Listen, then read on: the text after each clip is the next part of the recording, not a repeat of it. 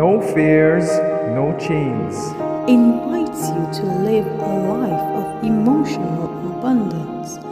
Written by Vanessa Pisuto. Narrated by Belinda Sainsbury. A pleasant good morning, dear friends. Today, July the 12th, our devotion is entitled The Weight of Glory. Our scripture reading is taken from 2 Corinthians chapter 4 and verse 17. For our present troubles are small and won't last very long, yet they produce for us a glory that vastly outweighs them and will last forever. As I write, a storm is approaching. Rain-filled clouds darken the morning sun. I feel the storm reflects my circumstances. I have just lost my job due to the COVID-19 financial crisis.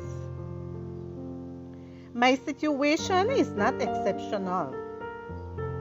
In England, where I live, almost 3 million people have lost their jobs. And in the United States, the unemployment rate is comparable to that of the Great Depression in 1930. I wonder, when the sky is dark and crisis strikes, how can we keep on trusting God? I want to share someone's words with you that fill me with hope. Susanna was the wife of Charles Spurgeon, the famous 19th century preacher. In Seasons of the Heart by Donna Kelderman, we read that Susanna wrote, "As a physician keeps his finger on a suffering patient's pulse, that he may know just the limit to which pain may be safely endured, so does our God hold our right hand while we are passing through the furnaces of trial, that he may support us through them and bring us forth in due time." When we go through trials, Satan tempts us to think that God has abandoned us and our circumstances will never improve. If we believe those lies, the enemy can push us over the cliff of despair. But no matter how challenging a situation may be, we can be encouraged by seeing how God has led other women in the past. Susanna Spurgeon's life was not easy.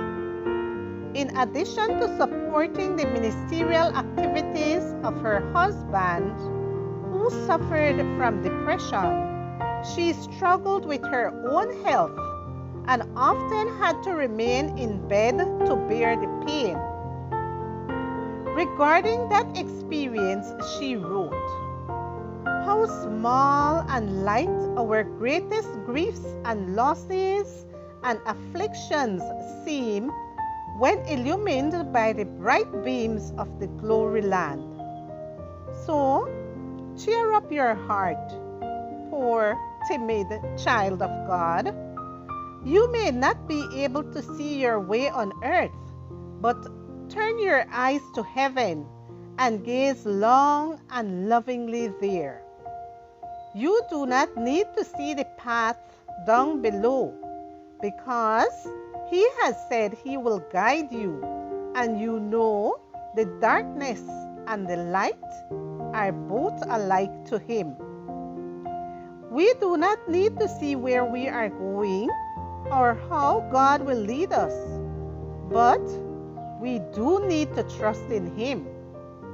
The day may turn dark as night, but our guide sees the way." Dear Lord, thank you because on my hardest days, you hug me tighter. Thank you because my hardships won't last forever and will bring about a great weight of glory. For our present trouble are small and won't last very long. Yet they produce for us a glory that vastly outweighs them and will last forever. 2 Corinthians chapter 4, verse 17.